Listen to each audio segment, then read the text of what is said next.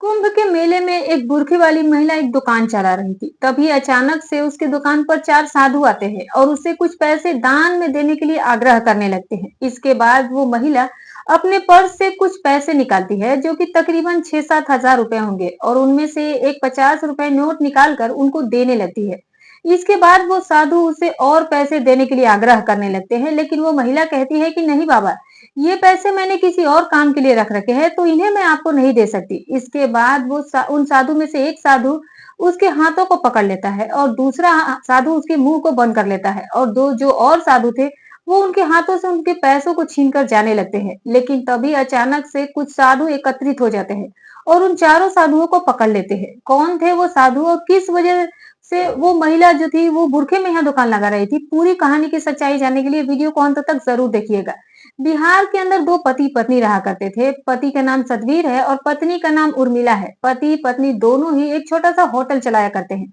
जहां पर कुछ लोग खाना खाया करते हैं, और उसी से उनके घर की रोजी रोटी चला करती है। तभी अचानक से जैसे कुंभ का मेले का टाइम आता है, तो उसकी जो पत्नी उर्मिला होती है वो सतवीर से कहने लगती है कि क्यों ना इस बार हम लोग भी कुंभ का मेला देखने के लिए जाएं। अब इस बात को सुनकर जो सतवीर होता है वो पहले तो उसे मना करने लगता है कि नहीं, कहाँ जाएंगे, काफी दूर पड़ेगा, यहाँ से तो बहुत ही ज्यादा दूर पड़ेगा। लेकिन पत्नी जो है वो जिद करने लगती है और पत्नी की जिद को पति मान जाता है। उसके बाद दोनों पति पत्नी फैसला करते हैं कि इस बार वो कुंभ के मेले में जाकर अपना छोटा सा होटल खोलेंगे, जिस होटल से उनको कमाई भी हो जाएगी, और जैसे ही मेला चलेगा उस टाइम पर वो मेले में घूम भी लेंगे। ये बातें दोनों ही पति पत्नी के बीच में तय हो जाती है, और बातें तय होने के बाद पति पत्नी इसकी तैयारी करने लगते हैं, और उसके बाद वो वहां से कुछ जरूरी सामान लेते हैं और सारे सामान को लेकर वो सीधा कुंभ के मेले में पहुंच जाते हैं, जहां पर कुंभ के मेले का आयोजन हो रहा था। वहां पर जाने के बाद जो फॉर्मेलिटी है वो पूरी करते हैं, और फॉर्मेलिटी पूरी करने के बाद कुंभ के मेले के अंदर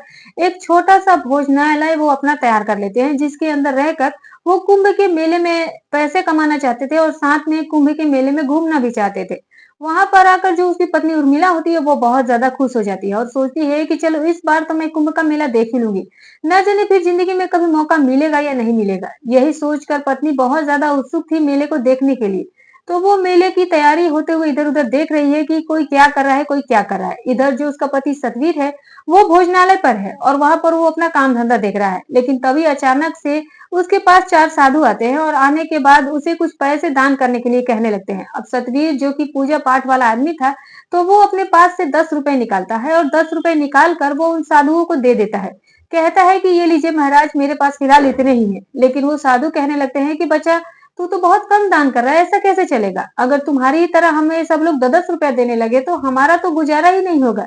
तो आपको और भी पैसे दान करने चाहिए। इसके बाद जो सतवीर होता है वो फिर थोड़ी देर सोच विचार करता है, और सोच विचार करने के बाद वो अपने पास से 50 रुपए निकालता है, और उन पैसे में से जो पैसे उन्होंने आज के सामान खरीदने के लिए रख रखे थे वो लगभग 10 से 12 हजार रुपए थे, और वो ही उनकी जमा पूंजी थी यहाँ के लिए, क्योंकि जितना भी पैसा और उनके पास था वो सारा पैसा और इंतजाम करने में खर्च हो गया था। केवल यही पैसे बचे थे जिससे वो रोज सामान लाते और सामान बेच बेच कर वो पैसे कमाने वाले थे। अब जैसे ही साधु उस पैसों की गड्डी को देखते हैं तो एकदम से वो हरकत में आ जाते हैं, और एक साधु उनमें से सतवीर के हाथ पकड़ लेता है और दूसरा साधु उसके मुंह को बंद कर देता है। जब दो साधु और बच गए थे, वो दोनों मिलकर उसकी दुकान में से जो गल्ले में पैसे पड़े हुए थे और साथ में ही उस साधु के हाथ में जो गड्डी थी, उस आदमी के हाथ में जो गड्डी थी, जिन पैसों से वो सामान आने वाला था, उनको छीन लेते हैं और उसे धक्का देकर दुकान में गिरा कर वहां से भाग जाते हैं। अब इसके बाद सतवीर जो है इस बात को देखकर बड़ा ही परेशान हो जाता है और सोचने लगता है कि मैंने तो इनको दान करने के लिए पैसे निकाले थे, लेकिन ये लोग तो मेरे साथ जबरदस्ती पैसे छीन कर ले गए। वो सोचता है कि हो ना हो ये साधु तो नहीं हो सकते, क्योंकि साधु कभी ऐसा कर ही नहीं सकते। अब इस बात को सोचकर वो काफी ज्यादा परेशान हो गया था और उदास हालत में वो अपने उस भोजनालय के अंदर बैठा हुआ था, जो कि यहाँ पर उसने तैयार किया था, और उसके पैसे जो थे वो पूरी तरह से छीन चुके थे। थोड़ी देर में उसकी पत्नी उर्मिला, जो कि मेले की व्यवस्था को काफी देर से देख रही थी, वो वापस अपने भोजनालय पर आती है। लेकिन यहाँ पर अपने पति का उदास चेहरा देखकर वो बड़ी ही ज्यादा परेशान हो जाती है और भावुक हो जाती है और उसे पूछने लगती है कि तुम इस तरह से क्यों बैठे हुए हो? तो उसके बाद उसका पति सतवीर उसे बता देता है कि इस तरह से चार साधु आए थे और उन्होंने मेरे सारे पैसे छीन लिए और यहाँ से भाग खड़े हुए। ऐसा कहते हुए जो सतवीर होता है उसकी आंखों से आंसू बहने लगते हैं और अपनी पति को रोता हुआ देखकर उर्मिला भी रोने लगती है। थोड़ी देर थोड़ी देर तक माहौल जो था वो काफी गमगीन हो गया था, लेकिन फिर उसके बाद दोनों हिम्मत करते हैं और अपने अपने आंखें के आंसू को पोंछते हैं। तभी जो उर्मिला वो कहने लगती है कि अगर ऐसा हुआ है तो तुम्हें पुलिस में कंप्लेन करनी चाहिए और उन साधुओं को पुलिस वालों उसे ढूंढ लेंगे और हमारे पैसे भी वापस मिल जाएंगे। ये सोचकर सतीश भी सोचता है कि हाँ, हो सकता है, क्योंकि वहां पर पुलिस का प्रबंध जो है वो काफी अच्छा था, तो पुलिस वालों से इस शिकायत को वो करना चाहता है। इसके बाद वो उर्मिला के कहे अनुसार सतीश और उर्मिला दोनों ही वहां पर रोड के किनारे खड़ी हुई पुलिस के पास जाते हैं और वहां पर जाकर उनसे आग्रह करने लगते हैं कि दो साहब, इस तरह से मेरी दुकान पर 4 साधु आए थे और मेरे सारे पैसे छीन कर ले गए और हमारा रोजगार के पैसे हैं और वो हम पैसे अगर हमें नहीं मिले तो हमारा रोजगार खराब हो जाएगा। लेकिन जो पुलिस वाले होते हैं वो उनकी एक बात नहीं सुनते हैं और कहते हैं कि इतने पैसे एक साथ रखने की जरूरत क्या थी और तुम लोगों ने उन्हें पैसे दिखाए ही क्यों। अब ये बात सुनकर जो सतीश है वो एकदम से उदास हो जाता है और कहने लगता है कि साहब, हम बहुत दूर से आए हैं और यहाँ पर आकर हमने ढाबा लगाया है। अगर आपने हमारे पैसे नहीं ढूंढे तो हम लोगों को मजबूरन यहाँ से वापस जाना पड़ेगा और हमारा बहुत ज्यादा नुकसान भी हो जाएगा। लेकिन पुलिस वाला उनकी एक बात नहीं सुनता और कह देता है कि अब इसमें कुछ नहीं हो सकता है। यहाँ पर करोड़ों की संख्या में साधु आए हुए हैं और इनमें से मैं कहाँ से उन साधुओं को ढूंढूं जो तुम्हारे पैसे छीन करके ले गए हैं। ऐसा कहते हुए वो उसे मना कर देते हैं और जो सतीश और उर्मिला होते हैं वहां से वो वापस जाने लगते हैं। लेकिन तभी अचानक से एक लाल बत्ती की कार आती है जिसमें बड़े अधिकारी थे और जैसे ही वो बड़े अधिकारी आते हैं तो फौरन से जितने भी पुलिस वाले इधर उधर आलस्य में पड़े हुए थे वो एकदम से अटेंशन अवस्था में आ जाते हैं और आते ही उन्हें सल्यूट करने लगते हैं। अब जब सतीश और उर्मिला देखते हैं कि ये तो कोई बड़े अधिकारी है तो वो ये सोचते हैं कि क्यों ना अपनी फरियाद इनके पास ले जाया जाए, हो सकता है कि ये हमारे पैसे लौटवा दे। इसके बाद सतीश और उर्मिला वहां पर जाते हैं और उन बड़े अधिकारी के पास और वहां पर जाकर उन्हें अपनी सारी समस्या के बारे में बताते हैं। जो बड़े अधिकारी थे वो भी गरीब घर से ही बिलोंग करते थे, लेकिन मेहनत के बाद वो बड़े अधिकारी बन गए थे, तो वो जानते थे कि गरीबी क्या चीज होती है और इन लोगों की आंखों में उन्हें सच्चाई जो थी वो साफ साफ दिखाई दे रही थी। इसके बाद जो बड़े अधिकारी होते हैं वो कहते हैं कि आप चिंता मत कीजिए, आपका जितना भी नुकसान हुआ है उसका भरपाई तो हो जाएगी, लेकिन उन लोगों को हम नहीं ढूंढ सकते क्योंकि यहाँ पर ढेर सारे साधु हैं और उनमें से हम उन्हें कैसे ढूंढेंगे। जो बड़ा अधिकारी होता है वो अपने पास से लगभग 14,000 रुपए निकालता है और निकाल कर उन्हें दे देता है और कहता है कि ये लो, अपना काम करो और आगे से सावधानी बरतना। कोई भी कैसी भी दिक्कत हो तो पुलिस आपकी सेवा के लिए यहाँ है, आप उन्हें बता देना। लेकिन तभी वो लोग बताते हैं कि पुलिस को हमने तो बताया था साहब, लेकिन इन्होंने हमारी इस बात पर कोई ध्यान ही नहीं दिया। इसके बाद जो बड़े अधिकारी होते हैं वो कहते हैं कि किससे कहा था आपने, तो वो बता देते हैं कि हमने इन साहब से कहा था। तो वो बड़े अधिकारी उस पुलिस वाले को वहां पर बुलाते हैं, लेकिन पुलिस वाले का यही कहना था कि साहब, इतने सारे साधु हैं तो इनमें से उन साधु को कैसे ढूंढा जाए। इस बात को सुनकर जो बड़ा अधिकारी है वो भी शांत हो जाता है और उनसे कह देता है कि ठीक है, कोई बात नहीं, हम इस बात को अपने आप ध्यान दे लेंगे, आप चले जाइए।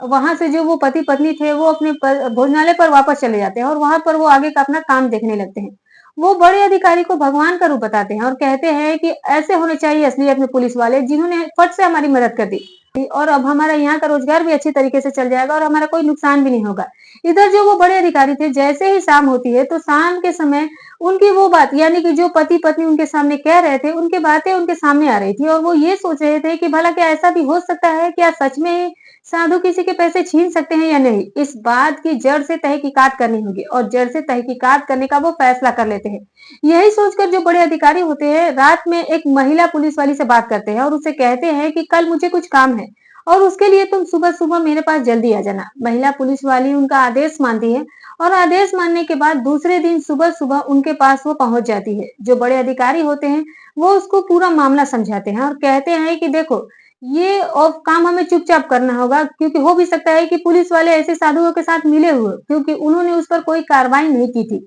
तो जो महिला पुलिस वाली होती है वो बड़े अधिकारी का कहा मानती है और पूछती है कि साहब, कैसे कैसे क्या करना है। तो जो बड़ा अधिकारी होता है वो कहता है कि इसके लिए पहले थोड़ी सी तहकीकात करनी है और तहकीकात करने के लिए वो उसी गरीब व्यक्ति के भोजनालय पर चला जाता है जिसके साथ ये लूटपाट हुई थी। वहां पर जाने के बाद वो भोजनालय को अच्छी तरह से देखता है और उस बारे में उससे पूछता है कि उस टाइम पर क्या-क्या था और किस वजह से वो लोग तुमसे ऐसे-ऐसे पैसे छीन कर ले गए। वो पूरी घटना का ब्यौरा देता है और भोजनालय जो था वो थोड़ा-सा हटके था, यानी कि वहां पर ज्यादा कोई भीड़-भाड़ नहीं थी। इसके बाद जो बड़े अधिकारी होते हैं उनके समझ में आ जाता है कि ये लोग अपना शिकार उस दुकान को बनाते हैं जिस दुकान के पास ज्यादा भीड़-भाड़ ना हो और उस दुकान पर एक ही व्यक्ति हो।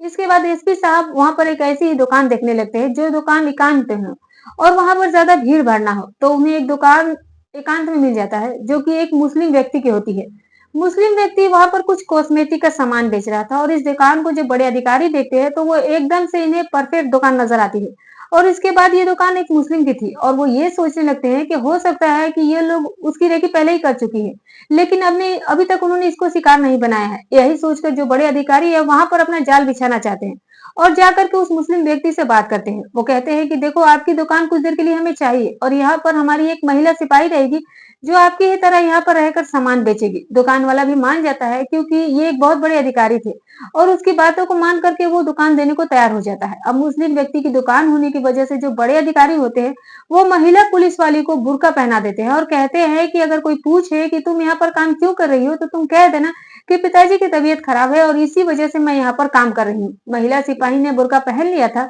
और बुर्का पहनने के बाद वो उस दुकान पर काम करने लगती है। दूसरी ओर जो बड़े अधिकारी थे उन्होंने अपने 10 कमांडोज को साधु के भेष में तैयार कर दिया था और कहा था कि तुम्हें दूर से इस दुकान पर नजर रखनी है ताकि तुम लोग इस दुकान को देख सको, लेकिन तुम किसी और के नजर में ना आना, ऐसा ध्यान रखना कि तुम लोग इस दुकान पर निगरानी रख रहे हो। ऐसा ही वो लोग करते हैं और पूरी तरह से जाल बिछा दिया जाता है। लगभग 1 से 2 दिन ऐसा ही करने के बाद कुछ भी ऐसा हासिल नहीं होता वहां पर, लेकिन तीसरे दिन अचानक से ही 4 साधु उसी तरह उस दुकान पर आते हैं और वहां पर उसे दान धर्म करने के लिए कहने लगते हैं। तो वो महिला पुलिस वाली होती है, वो इसी तरीके से जिस तरीके से उसने बताया था कि मैंने गड्डी निकाली थी, तो वो भी डायरेक्ट अपनी गड्डी निकालती है और गड्डी में से एक 50 रुपए का नोट निकालकर साधु महात्माओं को देने लगती है। और जब साधु देखते हैं कि इसके हाथ में गड्डी है तो वो एकदम से अपने काम को करने में लग जाते हैं। उस महिला पुलिस वालों की उन्होंने हाथ पीछे से पकड़ लिए और हाथ पकड़ने के बाद एक ने उसका मुंह दबा दिया और मुंह दबाने के बाद वो सारे पैसे छीन कर वहां से भागने लगे। लेकिन जैसे ही ये प्रोसीजर होता है तो जो कमांडो साधु के भेष में थे वो चारों तरफ से आकर उन्हें घेर लेते हैं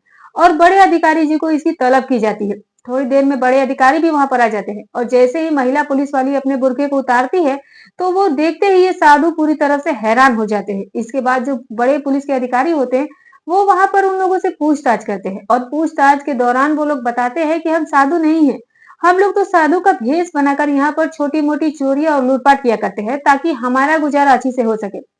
और हमारा ये गिरोह है। तो वो पूछने लगते हैं कि कितने लोगों का गिरोह है? तो वो कहता है कि हम लोग 30 से 35 लोग हैं और हम लोग इसी तरह 4-4 5-5 की टोली बनाकर इधर-उधर घूमा करते हैं और घूमने के बाद ही पैसे चुराया करते हैं, कमाया करते हैं। अब जो बड़े अधिकारी होते हैं वो तो उनको पकड़ने के लिए कह देते हैं, लेकिन वो अपना पुलिस का रवैया भी देखना चाहते थे कि पुलिस के सामने अगर ऐसा केस आता है तो वो किस तरह से बिहेव करते हैं। इसके बाद वो पुलिस वाली से कहते हैं कि तुम अच्छी तरीके से अपने बुर्के को दोबारा से तैयार करो और तैयार करने के बाद पुलिस वालों के पास जाना और फिर कहना उनसे कि इस तरह का उसके साथ हो गया है और देखते हैं कि तुम्हारे साथ वो क्या बर्ताव करते हैं। यही सोचकर वो उन बुर्के वाली महिला को पुलिस वालों के पास भेज देते हैं और जैसे ही महिला जाकर वहां से अपने लिए न्याय का गुहार लगाती है तो पुलिस वाले वहां पर धमकाकर वापस भेज देते हैं और कहते हैं कि यहाँ पर करोड़ों की भीड़ में साधु है तो हम लोग इसमें क्या कर सकते हैं, तुम यहाँ से चली जाओ। इसके बाद वो कहने लगती है कि साहब, मेरे पिताजी बीमार हैं और इसी वजह से मैं दुकान पर काम कर रही हूँ, लेकिन अगर आप लोग मेरी मदद नहीं करेंगे तो फिर मैं कहाँ जाऊंगी, मेरे साथ बहुत ज्यादा गलत हो गया है। लेकिन पुलिस वाले उसकी एक नहीं सुनते और उसे धमका करके वहां से भेजने लगते हैं। इसके बाद जो महिला पुलिसकर्मी होती है वो अपने बुरखे को उतारती है और वहां पर बड़े अधिकारी साहब भी आ जाते हैं। वो पुलिस वालों को हिदायत देते हैं और कहते हैं कि तुम लोगों का ये रवैया बिल्कुल भी ठीक नहीं है। यहाँ पर लोग काफी दूर दूर से आकर, कोई रोजगार के लिए आया है तो कोई दर्शन करने के लिए आया है, तो तुम लोगों को यहाँ पर इसीलिए रखा गया है कि ताकि तुम लोगों की मदद कर सको और ऐसा कुछ ना होने दे सको। पुलिस वाले बड़े अधिकारी से माफी मांगते हैं और कहते हैं कि साहब, आगे से ऐसा नहीं होगा और हम लोग सच में ही सभी लोगों की मदद किया करेंगे। और जब ये बात सभी पुलिस डिपार्टमेंट में पहुंचती है कि बड़े अधिकारी साहब इस तरह से ऑपरेशन कर रहे हैं और लोगों को पकड़ रहे हैं और पुलिस को फटकार भी लगाई जा रही है, तो पुलिस वाले अब अच्छी तरह से सभी की देखभाल करने का फैसला करते हैं और कोई भी जरा सी बात किया करता तो वहां पर उसके साथ जाके उसका समस्या का निवारण करने की कोशिश करते हैं। इधर जो बड़े अधिकारी होते हैं वो उन 4 लुटेरे की मदद से उन सभी लुटेरों को पकड़ लेते हैं जो लुटेरे वहां पर ये काम कर रहे थे और इसी तरह से ये इस मेले के अंदर हो रही लूटपाट को कम करने का फैसला करते हैं। इधर ये खबर जैसे ही सतवीर और उसकी पत्नी के पास पहुंचती है कि इस तरह से पुलिस वालों ने उनको पकड़ लिया है और पकड़ने के बाद उनके गिरोह को भी पकड़ लिया गया है, तो उन लोगों को इस बात की बहुत ही ज्यादा शांति मिलती है और वो लोग सोचने लगते हैं कि पुलिस में सभी लोग एक जैसे नहीं होते, कुछ ऐसे अधिकारी भी होते हैं जो हमारे लिए बहुत कुछ करते हैं। तो दोस्तों, ये थी आज की कहानी। आप लोगों को कहानी कैसी लगी कमेंट करके जरूर बताइएगा। दोस्तों, हमारी कहानी सुनाने का उद्देश्य किसी के भावनाओं को ठेस पहुंचाना नहीं है, ना ही किसी के दिल को आहत करना है। बस केवल आपको सतर्क करना, आप लोगों को जागरूक करना है ताकि आप लोग इन कहानियों से कुछ सीख ले सके, ताकि आप इन कहानियों में से कुछ नया समझ सके और अपने जीवन में उस चीज को अप्लाई कर सके। तो दोस्तों जैसी भी लगी हो कहानी कमेंट करके ज़रूर बताइएगा दोस्तों। तो फिर मिलूँगी कल आपसे एक और नई स्टोरी के साथ। तब तक अपना और अपनों का ख़्याल रखें और हाँ दोस्तों, अगर आप हमारे चैनल पर नए हैं तो चैनल को एक लाइक और एक सब वीडियो को एक लाइक और चैनल को एक सब्सक्राइब ज़रूर दीजिएगा, ताकि मेरा हौसला बढ़ता रहे और मैं आपके लिए ऐसी अच्छी और सच्ची कहानियाँ लाती रहूँ। तो मिलती हूँ दोस्तों फिर एक कल नई स्टोरी के साथ, तब तक अपना और अपनों का ख़्याल रखें।